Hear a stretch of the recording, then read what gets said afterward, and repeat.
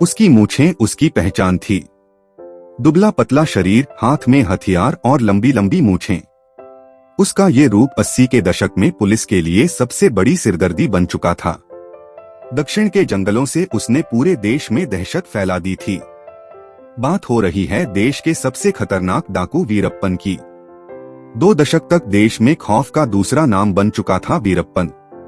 कभी किसी police officer तो कभी फिल्म स्टार की किडनैपिंग। हाथियों का तो वो जैसे सबसे बड़ा दुश्मन था। 2000 से ज्यादा हाथियों को इस डाकू ने मौत के घाट उतार दिया था। वीरप्पन का जन्म 8 जनवरी 1952 में कर्नाटक के गांव गोपीनाथम में हुआ। पूरा नाम मुनिस्वामी वीरप्पन था।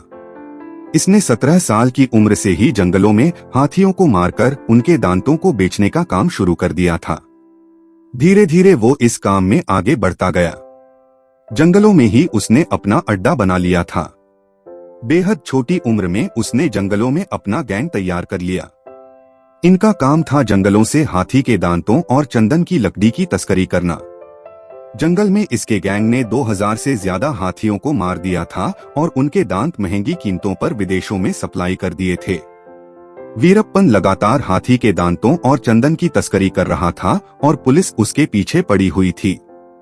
इसका गैंग इतना मजबूत हो चुका था कि जंगल के चप्पे चप्पे में इसके लोग मौजूद रहते थे और पुलिस के आने से पहले ही इसको इस बात की खबर मिल जाती थी।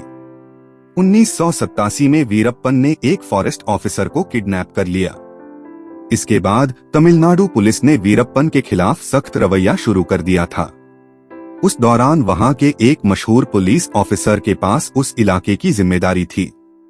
गोपालकृष्ण काफी मशहूर कॉप थे और उन्हें रैम्बो के नाम से जाना जाता था। वीरप्पन ने रैम्बो की तस्वीर पर भद्दी गालियां लिखकर चैलेंज किया था। रैम्बो अपने साथ 4 पुलिस वालों, 12 मुखबिरों और 2 वन्य अधिकारियों के साथ वीरप्पन को पकड़ने जंगल पहुंचे थे। जंगल में वीरप्पन को ये बात पता चल चुकी थी और उसने वहां पर लैंडमाइन बिछा दी थी। इस ब्लास्ट में रैम्बो समेत सभी 21 लोग मारे गए थे। इस हत्याकांड के बाद तो वीरप्पन मोस्ट वांटेड बन चुका था। वीरप्पन को पकड़ने के लिए कई ऑपरेशन शुरू किए गए। पैसा पानी की तरह बहाया गया, लेकिन वीरप्पन का कहर था कि खत्म ही नहीं हो रहा था। वीरप्पन के जंगलों से जुड़े किस्से इतने खौफनाक हैं कि सुनकर रोंगटे खड़े हो जाएं। कहते हैं इस खूंखार डाकू ने एक वन्य अधिकारी को आत्मसमर्पण करने के लिए अपने जाल में फंसाया और फिर उसका कत्ल कर दिया। इसके बाद इसने उस फॉरेस्ट ऑफिसर के सिर को धड़ से अलग कर दिया और उस ऑफिसर की खोपड़ी के साथ फुटबॉल खेलने लगा। इस चंदन तस्कर का एक और भयानक किस्सा है। कहते हैं एक बार पुलिस की टीम इसको गिरफ्तार करने इसके काफी करीब तक पहुंच गई थी।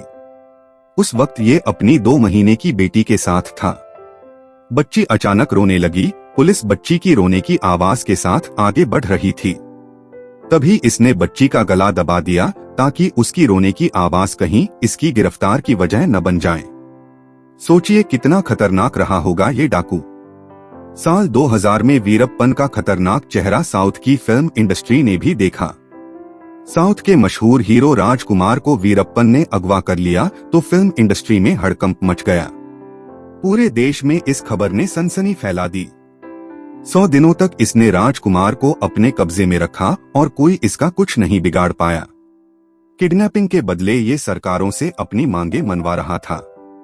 जब इसकी मांगे पूरी की गई तब जाकर इसने एक्टर राजकुमार को आजाद किया। वीरप्पन को पकड़ने के कई बड़े बड़े ऑपरेशन फेल हो चुके थे। सरकार नहीं समझ पा रही थी कि इस चंदन तस्कर का किया जाए।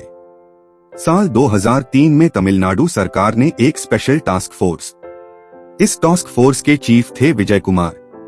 वो जानते थे कि वीरप्पन को जंगलों में पकड़ना नामुमकिन है। वो जंगल के कोने कोने को जानता था और जंगल में एंट्री मतलब मौत तय। विजय ने धीरे धीरे इस ऑपरेशन पर काम शुरू किया। सबसे पहले उन्होंने अपने कई आदमी वीरप्पन के गैंग में शामिल करवाए। एक दिन एसटीएफ चीफ विजय कुमार को खबर मिली कि वीरप्पन अपने आंखों के इलाज के लिए जंगल से बाहर एक अस्पताल में आने वाला है। यही सही मौका था इस डाकू को खत्म करने का। पूरी प्लानिंग के साथ काम शुरू हुआ। Special task force ambulance Veerappan के लिए भेजी। इस एम्बुलेंस को पुलिस का ही आदमी चला रहा था। जंगल से बाहर थोड़ी दूरी पर बड़ी फौज तैनात थी। ड्राइवर ने मौका देखकर एम्बुलेंस को वहीं छोड़कर फरार हो गया। इसके तुरंत बाद पुलिस ने फायरिंग शुरू कर दी। आखिरकार 2 दशक बाद इस एनकाउंटर में सबसे खूंखार डाकू और उसके कई साथी मारे गए। इसके बाद वीरप्पन गैंग के कई लोगों की गिरफ्तारियां हुई। एसटीएफ का ये ऑपरेशन देश के लिए एक बड़ी कामयाबी थी।